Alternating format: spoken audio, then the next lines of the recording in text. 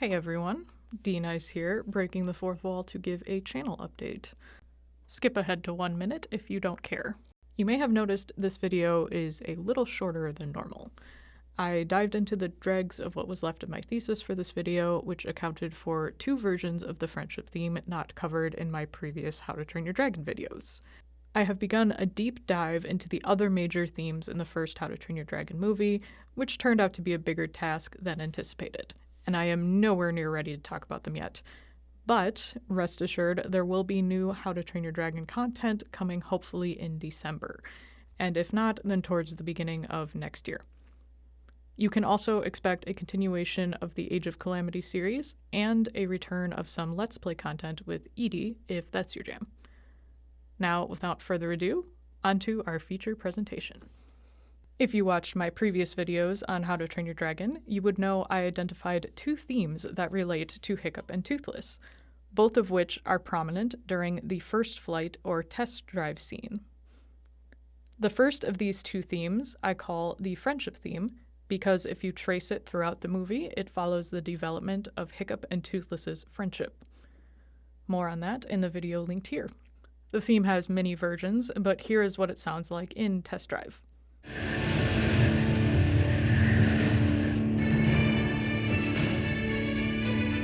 Okay there, bud. We're gonna take this nice and slow. Here we go. Here we go. The second theme I call the Truth About Dragons theme, or simply Truth Theme for short, because it follows Hiccup's search for the truth about dragons.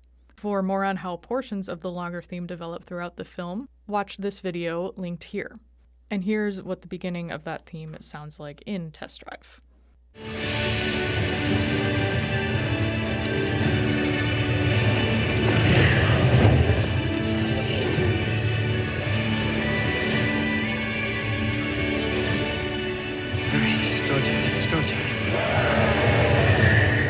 I also looked at how the 2 themes function together in Test Drive and other cues, which you can check out in the video linked here. I covered a lot about these 2 themes in those previous videos, but today I want to look at 2 versions of the friendship theme I have not talked about yet.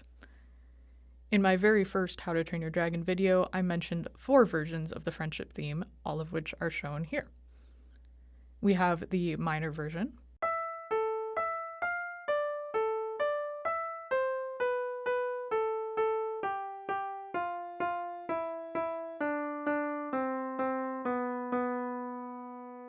the major version,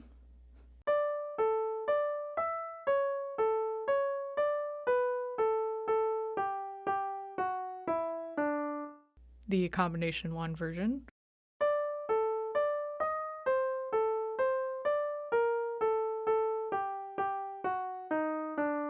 and combination 2.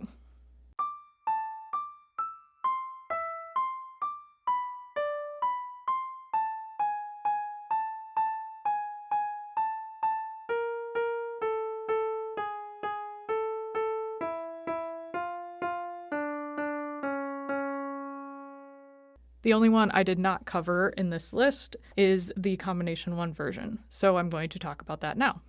More on that secret 5th version later.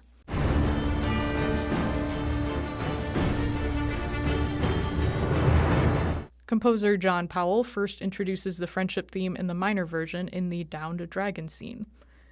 Eventually, it turns into the major version in the Forbidden Friendship scene.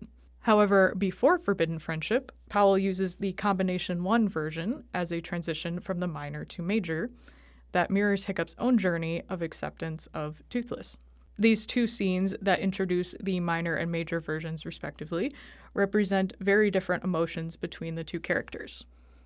The first being fear and anger, the second curiosity, and at the very least acceptance, if not the start of love.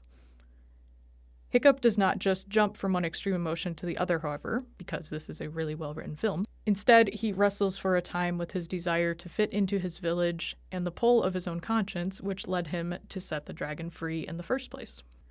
Powell capitalizes on the writing here with the combination 1 version of the friendship theme. The first time we hear the theme in this version is in the Dragon Book scene. After his private failure to kill Toothless in Downed Dragon, Hiccup begins dragon training class with the other Viking teens. Part of this training includes reading the Viking Dragon Book, which contains everything the Vikings know about dragons. When Hiccup sits down to read the book, he is presented with a highly biased view of dragons passed down through generations of Vikings, shown in the instructions to kill every dragon on sight. Powell highlights Hiccup's confusion between the book's message and his own first-hand experience with Toothless through a version of the friendship theme that is in between the minor and major versions. What I mean by in between is that it has parts of both versions. Note how combination 1 begins with a perfect fourth interval, just like the major version, but it is followed by an upwards minor second, like the minor version. The contour and length is also the same as the major version. Apart from the intervals, the mode of this version adds a lot to this scene. The mode is a little ambiguous, but seems to fall best into a gapped Phrygian scale. The normal Phrygian scale, if you're familiar, is just a natural minor scale where the second scale degree is flatted. For instance, if we look at the notes in a D natural minor scale, we get this set of pitches that sounds like this.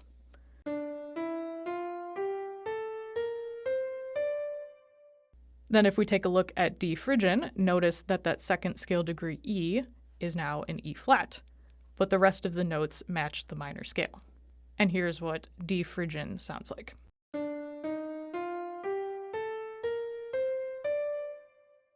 A gapped Phrygian scale is a Phrygian scale with an augmented second interval between scale degrees 2 and 3. In our D Phrygian scale, that would mean changing the F to an F sharp. And now it sounds like this.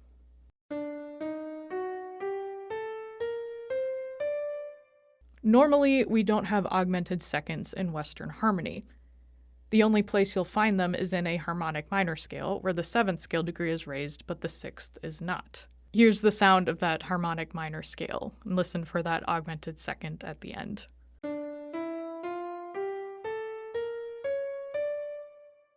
In the combination 1 version of the friendship theme, we have a downwards gapped Phrygian scale in the second half, with that augmented second here. Here's what this version of this theme sounds like in isolation.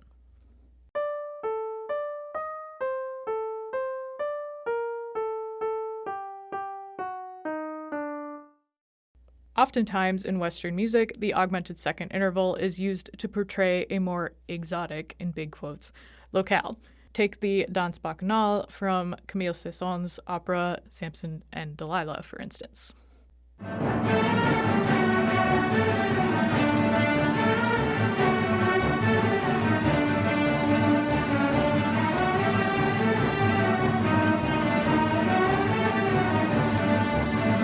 If this happens to sound maybe a little Middle Eastern to you, there's actually a good reason for that. The gapped Phrygian mode is akin to the Arabic Maqam Hijaz.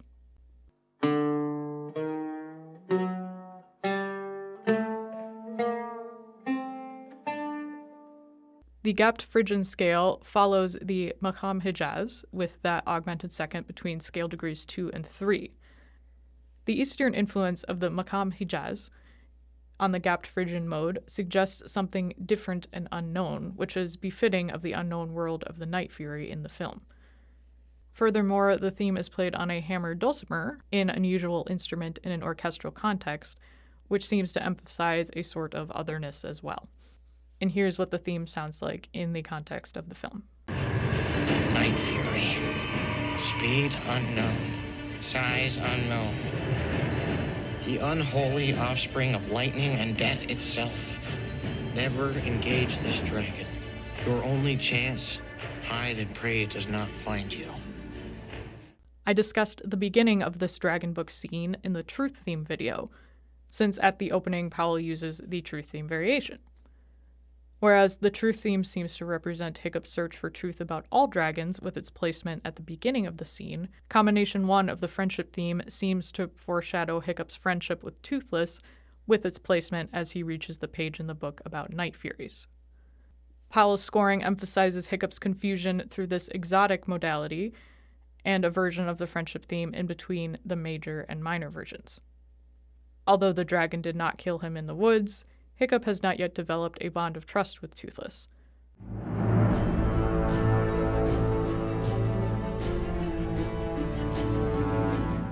Although here the combination 1 version functions as a transition between the minor and major versions of the friendship theme, it does occur in 2 other later scenes in the film.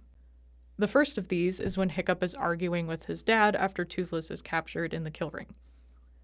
As soon as Hiccup mentions he's been to the Dragon Island, combination 1 of the friendship theme enters and loops several times as the 2 characters fight over what to do about this knowledge.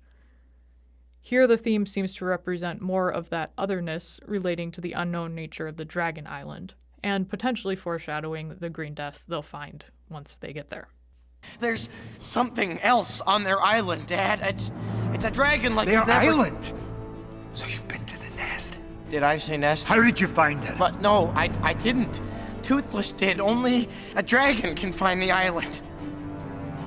Oh, no, Dad, no, please. It's not what you think. You don't know what you're up against. It's like nothing you've ever seen. The final time this version of the theme occurs is in the middle of the battle with the Green Death Dragon. This is in the counterattack cue on the soundtrack, and happens after Hiccup and Toothless lure the giant dragon into the clouds. Toothless comes speeding out of the clouds, attacking the wings of the giant dragon, and that's when the theme enters. It goes by very quickly in this scene, making it hard to actually catch the version without looking at the score.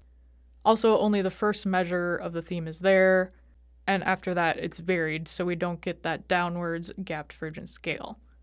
In the first measure, though, we have perfect fourth followed by a minor second that opens the combination 1 version of the friendship theme.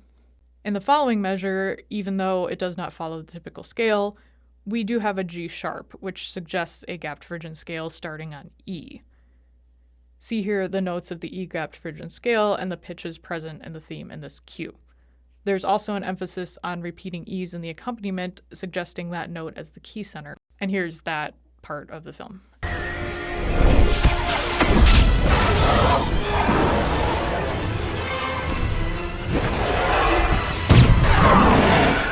Why Powell uses this version here, I'm not really sure. It could be to evoke the exoticness of the Green Death, or it could simply boil down to what fits with the rest of the cue. Especially since it goes by so quickly, did Powell really expect anyone to sit down and overanalyze it this far? Probably not, but here we are. So those are the 3 instances of the combination 1 friendship theme in How to Train Your Dragon. The exotic mode makes it different from the more straightforward major and minor versions, and for the most part, Powell uses this to great effect to bring out the otherness of Toothless and the Green Death. This version is furthermore in between the minor and major versions, making it a very effective transition between these 2 versions in the Dragon Book scene. Now onto one final version of the friendship theme.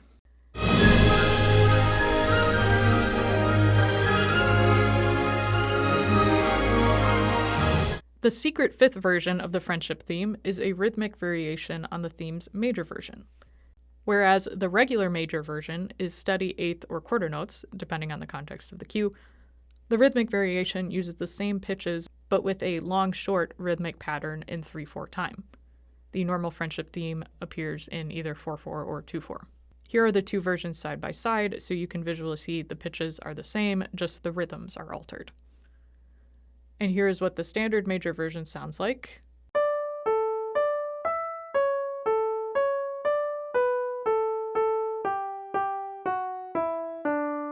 And what the variation sounds like.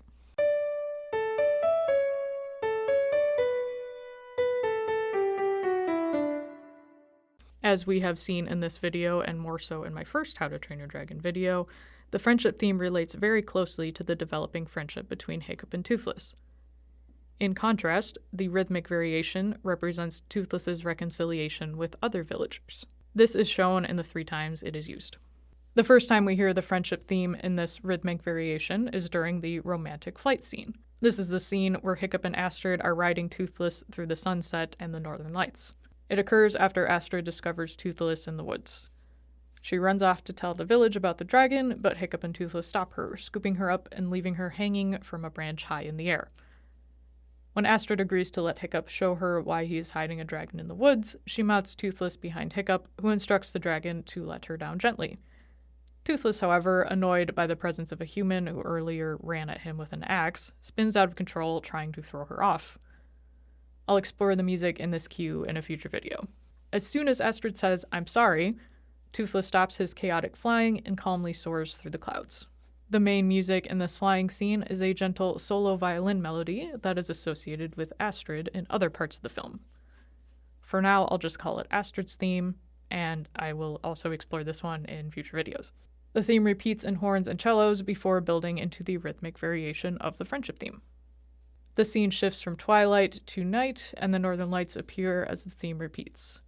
A short transition takes us back into Astrid's theme as Burke comes into view. And here is the friendship theme rhythmic variation in this scene.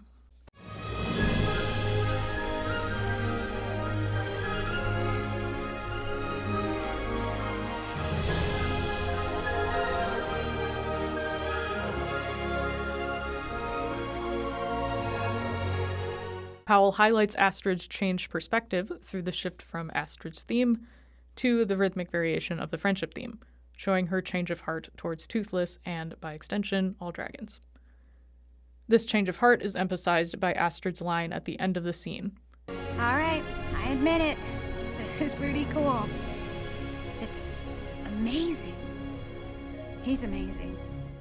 As she gives Toothless a gentle pat. The next place we find the rhythmic variation is in the Where's Hiccup cue. This takes place directly after the long battle with the Green Death towards the end of the film. The last we saw of Hiccup, he was falling into a fiery inferno created by the demise of the Green Death, with Toothless desperately flying after him. The scene transitions to a dense fog back on land, with Stoic running through it calling Hiccup's name. He sees the fallen Toothless and kneels down saying, Oh, son. I did this. A light musical accompaniment in voices enters as the rest of the villagers gather. After a moment, Stoic adds, I'm so sorry. and Toothless opens his wings to reveal he has saved Hiccup. The music builds as Stoic says, He's alive!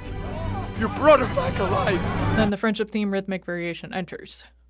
Here the theme emphasizes Stoic's reconciliation with the dragon, shown through his apology and later gratitude, saying, Thank you for saving my son.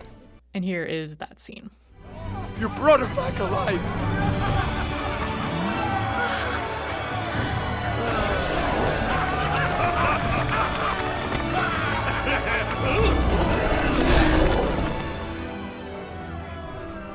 The final appearance of the rhythmic variation of the friendship theme occurs in the last scene of the film, and shows the acceptance of the rest of the village of not only Toothless, but dragons in general.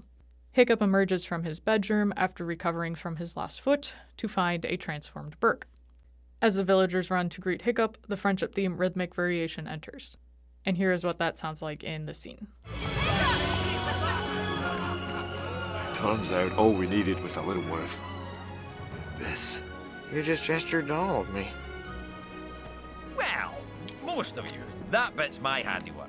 All of these instances of the friendship theme rhythmic variation highlight the conversion of different Vikings to becoming friends with Toothless and other dragons. Powell's attention to subtext is shown greatly in the use of a specific version of the theme for friendship with other villagers, reserving the steady rhythmic versions of the theme for the friendship between the two main characters.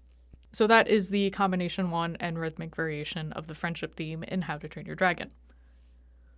Both versions show Powell's careful attention to subtext of the film and his genius in using thematic development to portray subtle changes in character relationships. If you like this video, I hope you'll give it a like and subscribe if you want to be notified when future How to Train Your Dragon content is released.